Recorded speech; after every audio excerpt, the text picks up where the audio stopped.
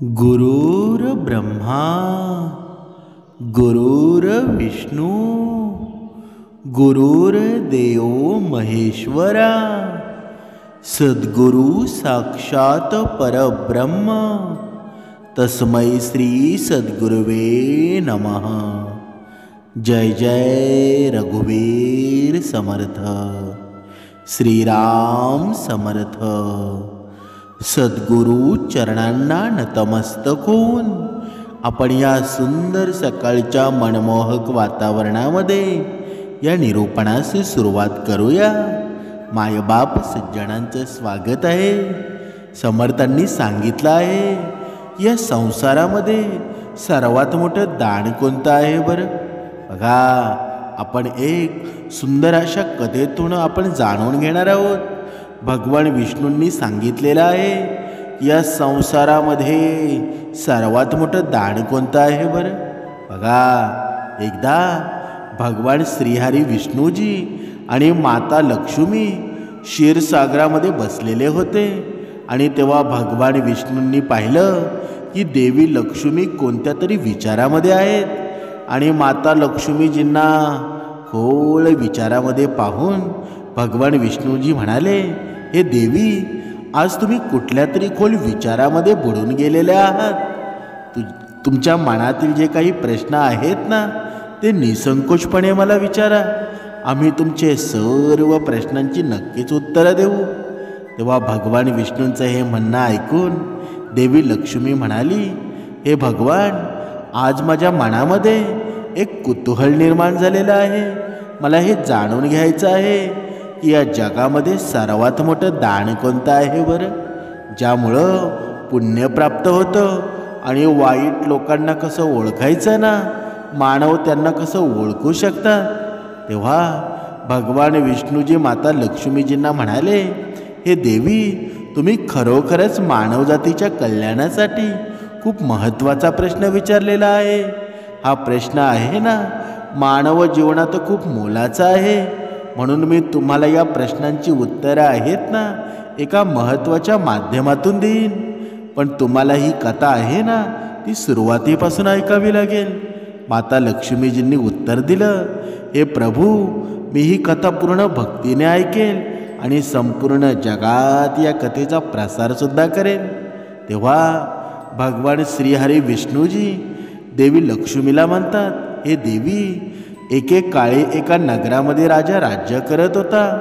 राजा अतिशय बलवान होता, शूर आणि अत्यंत हुशार होता। सोबतच तो धर्मनिष्ठ आणि राजाचा राजा होता। राणी देखील खूप धार्मिक होती आणि ती दररोज शिवाची पूजा करत असे। तो राजा आपले राज्य धार्मिक पद्धतीने चालवत होता। त्याच्या राज्यामध्ये कुणीही दुःखी राहिला नाही। उलट सर्व लोक होते ना, सुख समृद्धीने जीवन जगत होते। त्यामुळं शहरात सर्वत्र आनंदाचं वातावरण पसरलेलं होतं। तिथल्या प्राण्यांनीही एकमेकांना कोणतीही हानी पोचवली नाही। एकाच नदीत सिंह आणि शेळीनेही शांतपणे पाणी प्यायचे। असेही दिवस जात होते।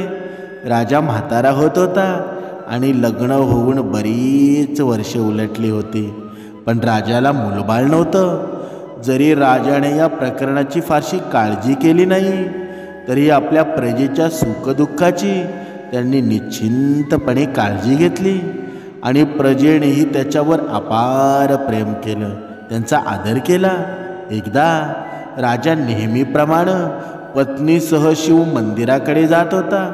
तेव्हा अचानक त्याला दिसलं की समोरच्या घरामध्ये एक महिला झाडू मारत आहे आणि राजा आणि राणी त्या स्त्रीच्या घराजवळून गेल्यावर त्या स्त्रीनं त्यांना पाहताच तोंड फिरवलं आणि पटकन घरामध्ये गेली। त्या स्त्रीचं हे वागणं राजा राणीला अजिबात आवडलं नाही। त्यावेळी राजा आपल्या राणीसोबत भगवान भोलेनाथांची पूजा करण्यासाठी मंदिरामध्ये जात होता। त्यामुळं त्यानं त्या महिलेला काहीही न बोलता थेट मंदिरात जाऊन शिवाची पूजा केली। पण राजवाड्यात पोचल्यावर राजानं आपल्या एका सैनिकाला बोलावून आज्ञा केली, तू आत्ताच्या आत्ता जा आणि त्या शहराच्या सीमेवर राहणाऱ्या त्या स्त्रीला तुझ्याबरोबर राजवाड्यामध्ये घेऊन ये. तू तिला कशासाठी आणत आहेस ना याबद्दल काहीच सांगू नकोस. फक्त तिला बोलावलं आहे असं तू तिला सांग आणि आमच्याकडे घेऊन ये. बघा भगवान विष्णूजी पुढे म्हणतात, हे देवी, शिपायाला राजाची आज्ञा मिळताच तो ताबडतोब त्या महिलेच्या घरी पोचला. त्यावेळी महिलेचा पती घरी नव्हता. शिपाई तिला म्हणाला, राजानं तुला राजवाड्यामध्ये बोलावलं आहे. हे ऐकून बाई मनात विचार करते, अखेर हा महाराजांचा आदेश आहे, मी नाकारू शकत नाही. मला राज दरबारात जावंच लागेल. त्यानंतर तो शिपाई त्या महिलेला घेऊन राजवाड्यामध्ये जातो. त्या ठिकाणी पोचल्यावर ती महिला त्या राजाला नमस्कार करून म्हणते, हे राजा, तू मला अचानक राजवाड्यामध्ये बोलावलं आहेस. माझ्याकडून काही चूक झाली आहे का? त्या स्त्रीचं म्हणणं ऐकून राजा म्हणाला, एकदा मला सांग, आजच सकाळी मी आणि माझी पत्नी शिवाच्या मंदिरात जात असताना मला पाहून तू तोंड का फिरवलं आहेस बरं? आणि मला येताना पाहून तू तुझ्या घरात का गेलीस? मला बघून तू असं का वागलीस बरं? तेव्हा ती स्त्री धीटपणे राजाला म्हणते, महाराज, तुम्ही जरी मला फाशीची शिक्षा दिली तरी माझा काहीच आक्षेप नाही. पण मी तुम्हाला खरं सांगते, तुमच्या महालामध्ये मोठे विद्वान आहेत, पंडित आहेत. जर मी काही चुकीचं बोलले ना तर तुम्ही त्यांना विचारू शकता की आमच्या गावात एक समज आहे की जो माणूस सकाळी तुमचा चेहरा पाहतो ना त्याचा संपूर्ण दिवस खराब जातो. कारण तुम्ही निपुत्रिक आहात, तुम्हाला अजून मूळ झालेलं नाही. म्हणूनच तुमचा चेहरा पाहून मी माझ्या घरामध्ये जाते. त्या स्त्रीचा असे शब्द ऐकून राजाला आश्चर्य वाटलं. तो मनामध्ये विचार करतो की ही बाई परमसत्य सांगत आहे. एखाद्या नगराच्या राजाला अपत्य जर नसेल ना तर ते त्याच्या प्रजेसाठी अजिबात शुभ मानलं जात नाही. त्यानंतर त्या महिलेला तिच्या घरी परत जाण्याची परवानगी देतो. बघा, सर्वांच्या लक्षामध्ये असू द्या, हे आपण आहेत ना, या संसारामध्ये सर्वात मोठं दान कोणतं आहे हे पाहत आहोत. या गोष्टीच्या विचारामध्ये तुम्ही जाऊ नका. ही कथा आहे ना त्यामधलं सार आपल्याला घ्यायचं आहे. समर्थांनी आपल्याला हेच सांगितलं आहे ना, जीवनामध्ये जे सार असेल ना ते माऊलीनं प्रत्येक भक्ताने ते ग्रहण करायला हवं आणि जे वाईट आहे ना ते फेकून द्यायला हवं. तेव्हा बघा, राजा मनात विचार करू लागला की आता मी भगवान शिवाच्या मंदिरात जाऊन मूळ होण्यासाठी यत्न करावा. असा विचार करून राजा आपल्या खोलीमध्ये आला आणि राणीला म्हणाला, आमच्या गावातील लोकांना आमचं तोंड पाहायलाही आवडत नाही, कारण आम्हाला अजून मूळबाळ नाही. म्हणूनच आपण भगवान भोलेनाथांच्या मंदिरात जावं आणि भगवान शिवाची प्रार्थना केली पाहिजे, म्हणजे आपल्याला पुत्रप्राप्ती होईल. त्यानंतर राजा आणि राणी दोघेही भगवान शिवाच्या मंदिरामध्ये पोचतात आणि भगवान शंकराची पूजा करतात आणि मुलाला जन्म देण्यासाठी यज्ञसुद्धा आयोजित करतात. ही भगवान विष्णूंची कथा सांगताना पुढे म्हणतात, हे देवी, राजा आणि राणीने पुत्रप्राप्तीसाठी यज्ञसुद्धा केला, परंतु यज्ञ पूर्ण होऊन सुद्धा त्यांना मूळबाळ झाले नाही. त्यामुळे राजा अत्यंत निराश झाला. यज्ञातील अपयश आल्यामुळं यज्ञाचे आयोजन करणाऱ्या पुरोहितांच्या मनात विचार आला की मी आजपर्यंत केलेला एकही यज्ञ अयशस्वी झाला नाही. राजाच्या नशिबात एक दोष आहे आणि असं दिसतं की देवाने त्यांच्या नशिबामध्ये अपत्यप्राप्तीची शक्यता लिहून ठेवली नाही. त्यामुळंच त्याला मूळ होण्यासाठी यज्ञ करूनही संतती प्राप्त झाली नाही. शक्य ते सर्व प्रयत्न करून राजा थकला होता आणि आता तो रात्रंदिवस मुलाच्या बाबतीत विचार करायचा. एके दिवशी राजाला अचानक आठवलं की एक महात्माजी दुसऱ्या एका नगराच्या जंगलामध्ये राहतात त्यांची कीर्ती आहे ना दूरवर पसरलेली आहे. राजाच्या मनामध्ये विचार येतो की कदाचित त्या महात्म्यांकडं आपल्या समस्येवर काही उपाय असेल. मी त्यांच्याकडे गेलो ना तर कदाचित ते मला मुलगा होण्यासाठी काहीतरी उपाय नक्कीच सांगतील. राजा त्यांच्या मनातील हा निर्णय घेऊन लगेच आपल्या राणीकडे जातो आणि तिला म्हणतो की दुसऱ्या नगराच्या जंगलामध्ये एक महान तपस्वी आणि ज्ञानी महात्माजी राहतात. ते आपल्याला मुलगा होण्यासाठी काहीतरी मार्ग नक्की सुचवू शकतात. राणीची संमती मिळाल्यावर राजा आणि राणी दोघेही महात्माजींच्या दर्शनासाठी त्या दुसऱ्या जंगलाकडे निघाले. काही वेळानं राजा आणि राणी दोघेही जंगलामध्ये जाऊन महात्माजींच्या दिशेने जाऊ लागले. भगवान विष्णूजी पुढे म्हणतात, हे देवी. मग राजा आणि राणी त्या जंगलात महात्माजींच्या झोपडीजवळ पोचतात. तिथे त्यांना ते महात्मा दिसतात जी एका विशाल वृक्षाखाली ध्यानात मग्न आहेत. हे दृश्य पाहून राजा आणि राणी काही वेळ शांतपणे उभे राहतात, जेणेकरून महात्माजींच्या ध्यानामध्ये कोणताही अडथळा येऊ नये. काही वेळानं महात्माजी ध्यानातून बाहेर येतात आणि डोळे उघडतात. तेव्हा त्यांना दिसलं की राजा आणि राणी हात जोडून त्यांच्यासमोर उभे आहेत. त्या महात्माजींनाही त्या राजाबद्दल चांगलंच माहीत होतं, म्हणून त्यांनी राजाला पाहताच ओळखलं आणि राजाला म्हणाले, हे राजा, आज तू अचानक माझ्याकडे कशासाठी आला आहेस? तेव्हा राजानं नम्रपणे महात्माजींना नमस्कार केला आणि महात्माजींना आपली दुर्दशा सांगितली.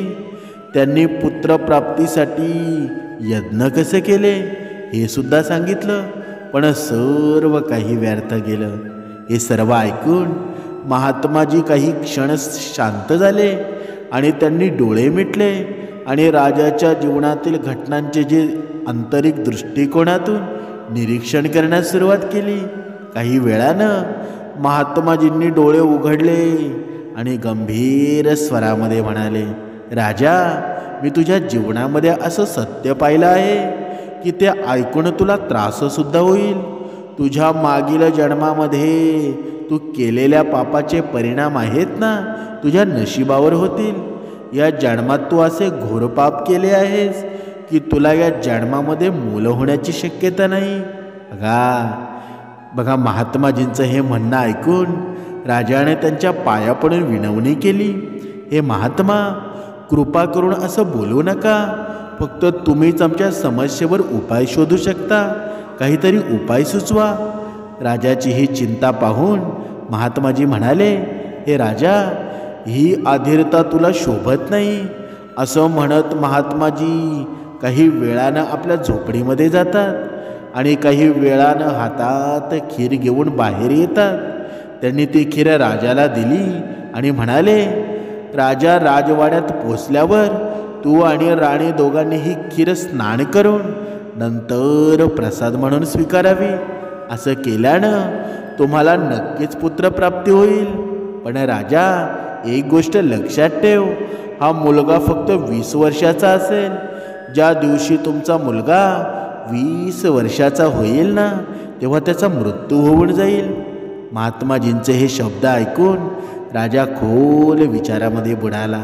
तो मनामध्ये विचार करू लागला की निदान 20 वर्ष तरी अपत्य प्राप्तीचा कलंक पुसला जाईल. राजानं हे मनापासून मान्य केलं आणि महात्माजींना विनंती केली, हे महात्मा, आम्ही तुमचे आशीर्वाद आणि मार्गदर्शन स्वीकारलं आहे. कृपया आम्हाला ही संधी द्या. महात्माजींनी राजाला आशीर्वाद दिला. यानंतर राजा आणि राणी आपापल्या रथामध्ये बसून राजवाड्यामध्ये परततात. राजवाड्यामध्ये पोचल्यावर राजा आणि राणी ती खीर श्रद्धेने स्वीकारतात. ती भगवान भोळेनाथजींचा प्रसाद मानतात. काही दिवसांनी राणी गरोदरसुद्धा राहते. त्यामुळे ही आनंदाची बातमी ऐकून राजानं महात्माजींप्रती कृतज्ञता व्यक्त करण्याचा निर्णय घेतला. राजानं आपल्या रथामध्ये बरीच फुलं, कपडे, इतर भेटवस्तू ठेवल्या आणि जंगलामध्ये महात्माजींच्या झोपडीकडे निघाला. झोपडीजवळ आल्यावर राजा महात्माजींजवळ गेला आणि महात्माजींच्या ध्यानामध्ये मग्न बसलेले होते. राजा त्यांच्याकडे गेला आणि त्यांना ती वस्त्रे, फळे, फुले अर्पण केली आणि आदरपूर्वक नमस्कार केला आणि म्हणाला, हे महात्मा, आपल्या कृपेनेच आम्हाला संततीचं सुख मिळणार आहे. कृपया या भेटवस्तू स्वीकारा. राजाची ही विनम्रता आणि कृतज्ञता पाहून महात्माजी अत्यंत प्रसन्न होतात आणि त्यांनी राजाची भेट स्वीकारतात आणि त्याला आशीर्वादसुद्धा देतात आणि म्हणाले, तुझी भक्ती आणि दृढ निश्चय तुझ्या जीवनात फळं देत आहे. तो अमूल्य आहे. जा, तुझी मुळे सद्गुणी आणि धर्मनिष्ठ व्हावीत. पुढे पुढे दिवस असेच जात होते. शेवटी तो शुभ दिवस आला जेव्हा राजाला पुत्र झाला. पुत्राच्या जन्माच्या आनंदाचे वारे वाहू लागले. राजवाड्यात राजानं मुलाच्या जन्माचा उत्सव साजरा करण्यासाठी संपूर्ण शहरामध्ये उत्सव आयोजित केला आणि त्यांनी आपल्या मुलाचं नाव शांतनू ठेवलं. शांतनू त्याच्या वडिलांप्रमाणे त्यांनी धर्मनिष्ठा, आत्मसाक्षात्कार, शौर्य, भक्ती हे गुण दाखवायला सुरुवात केली, ज्यामुळं राजाचं हृदय अभिमानानं भरलं. शंतनूचं गुण आणि आचरण पाहून सर्वांना खात्री होती की एक दिवस तो आपल्या वडिलांसारखा महान राजा होईल. जसा जसा वेळ निघून गेला तसा तसा राजाचे हृदय होते ना, अभिमानानं आणि आनंदानं भरून गेले. जणू काही अवघ्या जगाचं सुख आहे ना, त्याला आपल्या मुलामध्ये सापडू लागलं होतं. राजा आपल्या मुलाच्या प्रेमामध्ये इतका मग्न झाला होता ना की आपला मुलगा हा 20 वर्षाचा आहे ना, ही महत्त्वाची गोष्ट तो विसरला. बघा, कथा सांगताना भगवान विष्णूजी पुढे म्हणतात, हे देवी, मग एके दिवशी जेव्हा राजाला आठवलं की आपला मुलगा फक्त 20 वर्ष जगणार आहे, तेव्हा राजाचा मुलगा शंतनू 15 वर्षाचा झाला होता. तेव्हा राजाला आपल्या मुलाची काळजी वाटू लागली. याच काळामध्ये दुसऱ्या एका शहरामध्ये एक अतिशय शक्तिशाली राजा होता. त्याची एकुलती एक मुलगीसुद्धा होती. ती तिच्या सौंदर्य आणि दयाळूपणासाठी प्रसिद्ध होती. जणू स्वर्गातून देवदूतच पृथ्वीवर आली होती, कारण तिने तिच्या पालकांकडून धर्म आणि मूल्यांचं शिक्षण घेतलेलं होतं. म्हणून ती दररोज आहे ना, सकाळी उठून पक्ष्यांना अन्न पुरवत असे. तिच्या दारातून कोणीही रिकाम्या हाताने परत जात नव्हते. एके दिवशी शंतनूच्या वडिलांना कळालं की एक शूर आणि पराक्रमी राजा आहे, ज्याची मुलगी गुणांची खाण आहे आणि खूप सुंदर आहे. त्याचा मुलगा शंतनूचा विवाह अशा पवित्र आणि तेजस्वी मुलीशी करणं योग्य ठरेल. मी अशीच मुलगी शोधत होतो, जिच्याशी माझ्या मुलाशी लग्न करू शकेल आणि आमचा वंश सांभाळू शकेल. असा विचार करून राजाने मनामध्ये ठरवलं की तो राजाला मुलीच्या लग्नाबाबत विचारायचं, म्हणजे त्याचा मुलगा शंतनूचा विवाह आहे ना, त्या सुंदर आणि धार्मिक मुलीशी करता येईल. भगवान विष्णू माता लक्ष्मीला पुढे म्हणतात, हे देवी, तेव्हा शंतनूच्या वडिलांनी आपल्या मुलाच्या लग्नाचा प्रस्ताव दुसऱ्या नगरच्या राजाकडे त्या दूताकडे पाठवला. हा प्रस्ताव त्या दुसऱ्या नगराच्या राजानं ऐकलासुद्धा. तेव्हा त्याच्या मनामध्ये विचार आला की आता माझ्या मुलीशी लग्न करावं, आणि मी असं ऐकलं आहे की या राजाचा मुलाचं वय आहे ना फक्त 20 वर्ष आहे. या राजाचा मुलगा अत्यंत कर्तबगार आहे, शूर आणि धर्मनिष्ठ आहे. त्याच्या आयुष्याचं भवितव्य अनिश्चित असलं तरी जर त्याला मुलगा झाला तर त्याचा वंशच वाढत जाईल, ज्यामुळं मुलगी देखील आपल्या मुलासह आनंदी असेल. हे विचार मनात ठेवून राजानं शंतनूचा विवाहाचा प्रस्ताव आनंदाने स्वीकारला. त्यानंतर काही दिवसातच एका शुभमुहूर्तावर शंतनूचं त्या राजकन्याशी लग्नसुद्धा झालं. ती राजकन्या सुंदर तर होतीच, पण तिचा स्वभावसुद्धा दयाळू होता. भुकेल्या किंवा असह्य प्राण्याला खायला दिल्याशिवाय ती स्वतः अन्न खाणार नाही हा नियम तिने लहानपणापासून अंगीकारला होता. लग्नानंतर राजकन्येचा हा नियम तिच्या सासरच्या घरीही कायम राहिला. रोज सकाळी ती राजवाड्याच्या गेटवर जाऊन गरजू लोकांना खाऊ घालायची आणि स्वतःच्या हातानं त्यांना अन्नदान करायची. तिचा दयाळूपणा पाहून राजवाड्यातील सर्व लोक तिचा खूप आदरसुद्धा करू लागले. वेळ हळूहळू जात होता आणि दिवसेंदिवस शंतनूचं वयसुद्धा वाढत होतं. राजा आणि राणीला काळजी वाटत होती की आपला मुलगा आता आपल्या आयुष्याच्या शेवटच्या दिशेने वाटचाल करत आहे. शंतनू केवळ 20 वर्ष जगेल हे महात्माजींचं भाकीत होतं ना, त्यांना नेहमी आठवत होतं.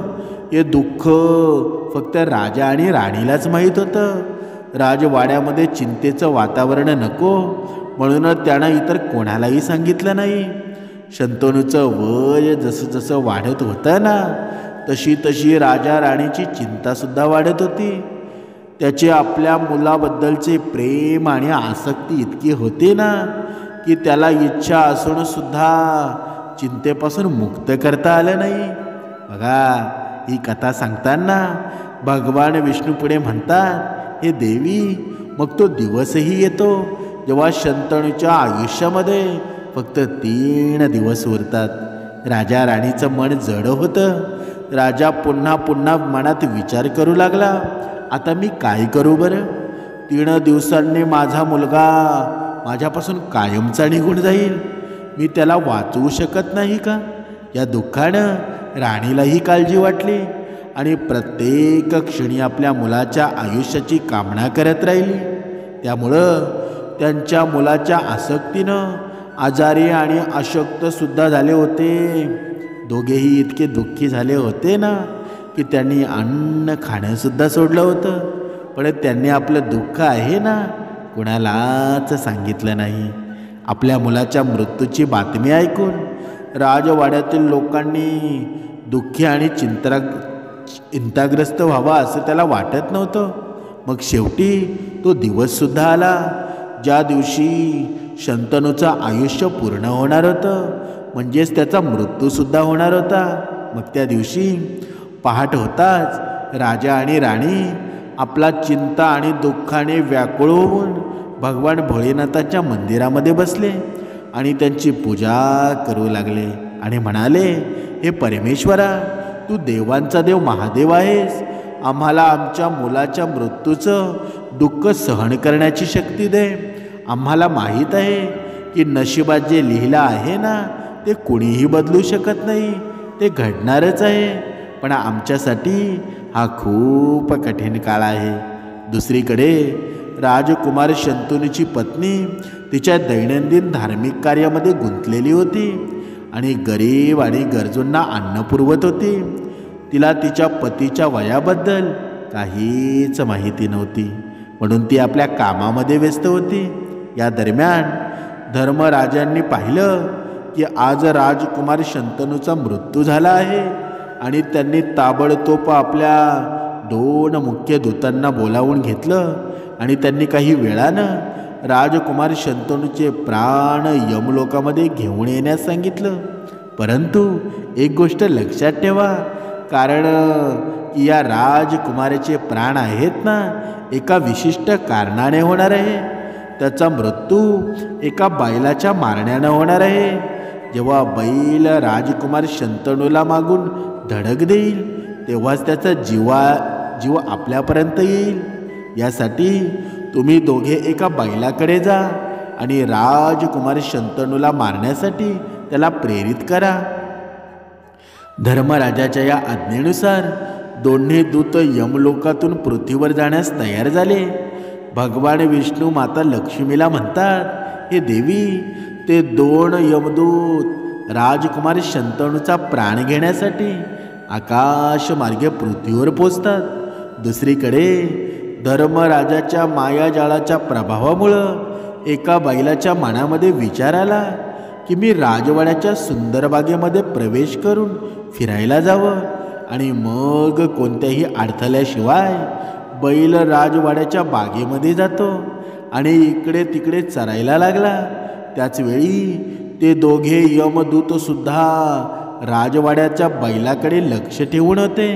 काही वेळानं राजकुमार शंतनू नेहमीप्रमाणे आपल्या बागेत फेरफटका मारण्यासाठी आला. शंतनूला तिथे बैल असल्याचं समजलं नाही. तो आपल्या विचारामध्ये हरवून बागेमध्ये फिरू लागला. मग दोन्ही यमदूत आपल्या मनामध्ये विचार करतात, आता थोड्याच वेळात राजकुमार शंतनूच्या आयुष्याचा अंत होईल. हा बैल हा बैल आहे ना, तो राजकुमारावर कधी हल्ला करेल, त्या क्षणाची वाट आपण पाहत आहोत. मग आपण त्याचा प्राण घेऊन यमलोकामध्ये परत जाऊ. ते दोघे दूत असा विचार करत असताना असं घडलं की दुसऱ्या शहरात एक गरीब ब्राह्मण राहत होता. त्या ब्राह्मणाला एक मुलगीसुद्धा होती, जिचे त्यानं कालांतराने लग्न केलं. पण दुर्दैवानं तिच्या मुलीचा नवरा दुष्ट स्वभावाचा माणूस होता, जो खूप मद्यपान करत होता, जुगार खेळत होता आणि इतर स्त्रियांशी संबंध ठेवत होता. एवढंच नाही तर तो अनेकदा दारूच्या नशेमध्ये पत्नीला मारहाण करून तिला घराबाहेर काढायचा. त्याच्या या सवयीमुळं त्या गरीब ब्राह्मणाच्या मुलीला खूप दुःख आणि त्रास होऊ लागला. पण जेव्हा ती गरीब ब्राह्मणाची मुलगी काही काळ पतीसोबत राहिली, तेव्हा एके दिवशी ती गरोदर राहिली. त्यामुळं एके दिवशी पतीच्या मारहाणीला कंटाळून ती त्याला सोडून वडिलांच्या माहेरी येते. ती म्हणाली, बाबा, आजपासून मी माझ्या पतीसोबत राहू शकत नाही, कारण तो मला रोज मारतो आणि त्याच्या वागण्याला कंटाळून मी तुमच्या घरी आले आहे, मला माफ करा. तिचे वडील आता खूप म्हातारे झाले होते आणि आता त्यांच्याकडे कमाईचं कोणतं साधन नव्हतं. त्यामुळे त्यांना दररोज शहरातील वेगवेगळ्या घरामध्ये जाऊन भिक्षा मागावी लागत होती, जेणेकरून ते भगवान विष्णूंचे आणि त्यांच्या कुटुंबाचे उदरनिर्वाह करू शकतील. विष्णूजी पुढे कथा सांगतात, हे देवी, जेव्हा त्यांच्या मुलीची गर्भधारणा पूर्ण झाली, तेव्हा तिने एका सुंदर मुलाला जन्म दिला. पण बाळंतपणानंतर तिला खूप भूक लागली. तिला अन्नाची गरज होती. प्रसूतीनंतर तिची भूक होती ना, अनेक पटीने वाढते. म्हणून ती तिच्या वडिलांकडे जेवण मागू लागली. दुर्दैवानं तिचे वडील सकाळपासून शहरामध्ये भिक्षा मागण्यासाठी जात होते. पण तो रोज आहे ना भिक्षा मागत असल्यामुळं त्या दिवशी त्याला कोणीही भिक्षा दिली नाही. भगवान विष्णूजी कथा सांगताना पुढे म्हणतात, हे देवी, गरिबी हा एक कोणत्याही मनुष्यासाठी सर्वात मोठा शाप आहे आणि तो त्याच्या स्वाभिमानासाठी आणि अस्तित्वासाठी अत्यंत क्लेशदायक आहे.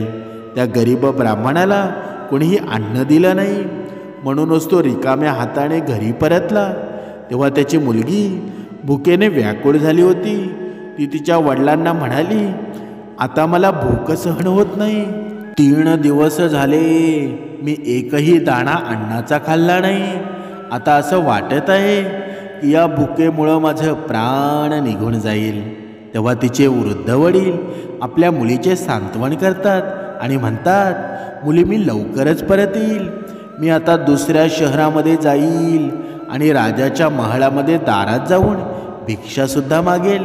तिथून मला काही मिळालं ना तर मी तुझ्यासाठी घेऊन येतो. असं आपल्या मुलीला सांगून वृद्ध ब्राह्मण तिथून निघून गेला. या दरम्यान राजकुमार शंतनूची पत्नी, जे दररोज गरिबांना अन्न पुरवत असे, त्या दिवशी त्या नगराचा राजा आणि राणी दोघेही अत्यंत आजारी पडले. कारण ते आपल्या मुलाच्या आसक्तीमुळं खूप काळजीमध्ये पडले होते आणि शंतनूची बायको तिच्या खोलीमध्ये होती. त्यामुळे आज ती गरिबांना जेवण देऊ शकली नाही. पण तिने आपल्या नवऱ्यासाठी अन्न तयार केलं होतं आणि जेवणाचं ताट तयार केलं होतं, जेणेकरून तिचा नवरा बागेतून परतल्यावर ती त्याला खाऊ घालेल. भगवान विष्णूजी ही कथा सांगताना पुढे म्हणतात, हे देवी, इथे वृद्ध ब्राह्मण राजवाड्याच्या दारामध्ये पोचतो आणि राजपुत्राच्या पत्नीनं त्याला पहिल्यांदा पाहिलं तेव्हा तिला वृद्ध ब्राह्मणाची दया आली. त्यानंतर वृद्ध ब्राह्मण राजकुमारीकडे पाहतो आणि म्हणतो, मुली, जर मला यापैकी काही अन्न मिळालं तर खूप उपकार होतील. राजपुत्राच्या पत्नीला त्या ब्राह्मणाला पाहून खूप वाईट वाटलं. हा गरीब ब्राह्मण आहे, जो भुकेला आहे आणि माझ्याकडे अन्न मागतो आहे ना, असा विचार करून राजकन्येची पत्नी त्याला जेवण देण्यास तयार झाली. मी माझ्या पतीसाठी दुसरं अन्न तयार करेल. आता या क्षणी या भुकेल्या ब्राह्मणाला मदत करणं अधिक महत्त्वाचं आहे, असा विचार करून राजपुत्राच्या पत्नीनं आपल्या पतीसाठी तयार केलेलं अन्न भुकेल्या ब्राह्मणाला दिलं. यानंतर ब्राह्मण जेवणाचं ताट घेऊन आपल्या नगराकडे निघून गेला आणि ते अन्न घेऊन आपल्या घरी परतला. आणि ते अन्न घेऊन बघा दुसरीकडे बागेत फिरायला गेलेला राजकुमार शंतनू तो सुद्धा आपल्या खोलीत परतला होता. बागेबाहेर उभे असलेले यमदूत राजपुत्राचा प्राण घेण्यास तयार झाले होते आणि धर्मराजाच्या भ्रमाने प्रेरित होऊन एक बैलही तिथे फिरत होता. ते दोन यमदूत मनात विचार करत होते की आता फक्त काही क्षण उरलेले आहेत आणि बैलानं राजपुत्राला मागून मारतात आपण राजपुत्राचा जीव घेऊन यमलोकामध्ये परत जाऊ. बघा इथे तो वृद्ध ब्राह्मण आहे ना, आपल्या घरी पोचला आणि त्यानं लगेच आपल्या भुकेल्या मुलीला ते अन्न दिलं. तेव्हा त्याची मुलगी त्याला विचारू लागली, बाबा तू हे अन्न कुठून आणलंस बरं? तेव्हा वृद्ध ब्राह्मणानं उत्तर दिलं, मुली हे अन्न आहे ना, मला दुसऱ्या नगराच्या राणीनं दिलं आहे. त्या नगराच्या राजाची सून खूप दयाळू आहे, खूप उदार मनाची आहे. तिनं माझ्यावर दया दाखवली आणि मला हे स्वादिष्ट अन्न दिलं.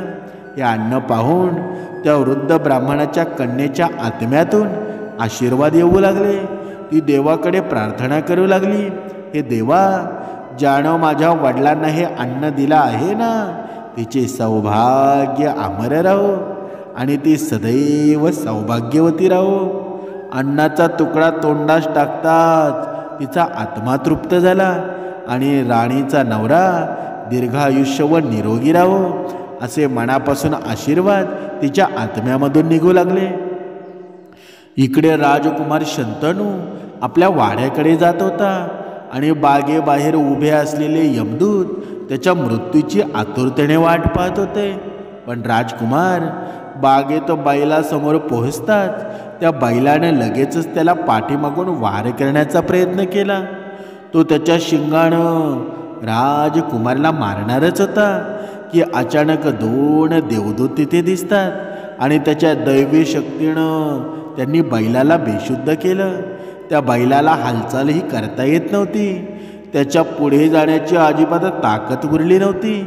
यामुळे बैल मनात विचार करू लागला, मला काय झालं आहे? आता मी या राजपुत्राला मागून आदलायला आलो होतो आणि आता मला स्वतःला चालता येत नाही. बघा हे सर्व आहे ना त्या ब्राह्मणाच्या भुकेल्या मुलीच्या आशीर्वादाचा परिणाम होता. तिने दिलेल्या आशीर्वादाच्या सामर्थ्यानं देवदूत तिथे उभे राहिले आणि म्हणाले, हे यमदूत, तू या राजपुत्राचा जीव घेऊ शकत नाहीस.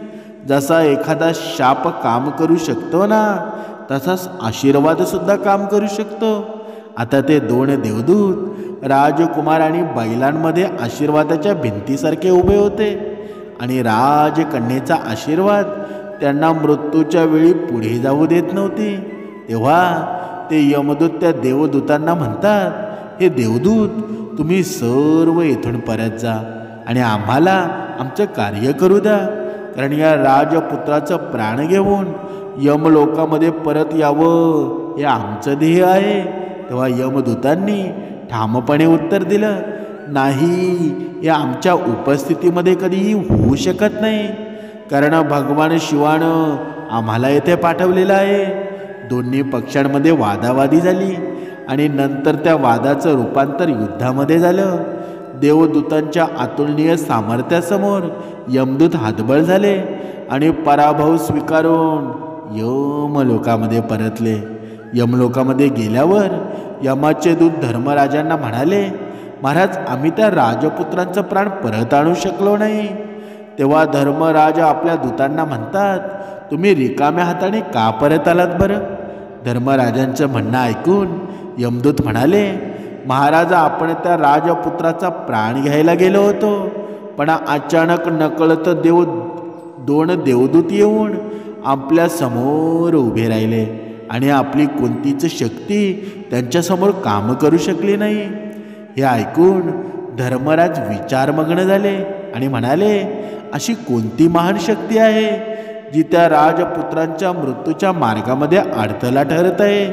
मग ते यमदूत धर्मराजांना म्हणतात, हे महाराज त्यांच्या दान आणि आशीर्वादाची एक शक्ती आहे ना, ज्यानं देवदूतांना आणखी सामर्थ्यवान बनवत आहे. तेव्हा धर्मराजी आपल्या दूतांना म्हणतात, हे काम तुम्ही करू शकणार नाही. मला स्वतः पृथ्वीवर जाऊन त्या राजपुत्राचा प्राण घ्यावा लागेल. बघा तुमच्या लक्षात असू द्या, ही कथा आहेत ना, भगवान विष्णूजी देवींना म्हणत आहेत. आपल्या देवदूतांना हे सांगून धर्मराजी स्वतः पृथ्वीवर पोचतात आणि त्या राजाच्या महालाच्या बागेमध्ये प्रकट होतात. तिथे धर्मराजजी त्या देवदूतांना म्हणतात, हे देवदूत तुम्हाला माहीत नाही की कायद्याचे या नियम अपरिवर्तनीय आहे. जेव्हा एखाद्याचे आयुष्य संपलं ना, तेव्हा त्याला नरकात जावं लागतं आणि या राजपुत्राचं जीवन देखील संपलं आहे, म्हणून मी त्याचा जीव घ्यायला आलो आहे. तेव्हा देवदूत यमराजांना म्हणाले, हे भगवान आम्हाला सांगा की ब्रह्माजी आणि विष्णूंजींनाही शाप सहन करावा लागला, तर या राजपुत्राला भुकेल्यांना अन्न देण्याचं वरदान मिळू शकत नाही का? त्या देवदूतांचं म्हणणं ऐकून धर्मराजसुद्धा त्या देवदूतांना म्हणतात, तुम्ही खरे बोलत आहात, पण आता मला काय करावं लागेल बरं?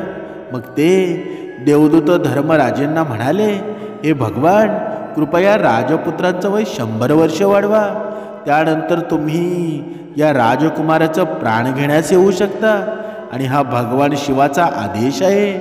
त्या देवदूतांच्या सल्ल्यानुसार धर्मराजांनी सुद्धा राजकुमार शंतनूचं वय 100 वर्ष वाढवलं आणि ते यम लोकामध्ये परतले. बघा भगवान विष्णू पुढे म्हणतात, हे देवी भुकेल्या माणसाला अन्नदान करण्याच्या पुण्यामुळं त्या राजपुत्राचा मृत्यू टळला आणि त्याचा आयुर्मानसुद्धा वाढलं. म्हणूनच समर्थांनी सांगितलेलं आहे ना, या संपूर्ण कथेचं तात्पर्य काय आहे बरं? म्हणजे अन्नदान करणं हे सर्वात मोठं दान आहे.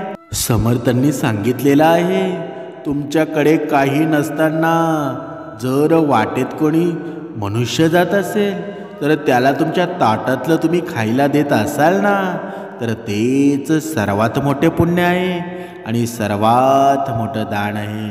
म्हणून किती संपत्ती तुमच्याकडे आहे ना, त्याला अजिबात महत्त्व नाही, पण तुमच्या ताटामधलं तुम्ही कोणाला देता ना, ते सर्वात मोठं पुण्य आहे. म्हणून लक्षात ठेवा, अन्नदान करा, तुम्हाला कशाचीही कमतरता राहणार नाही. जय जय रघुवीर समर्थ.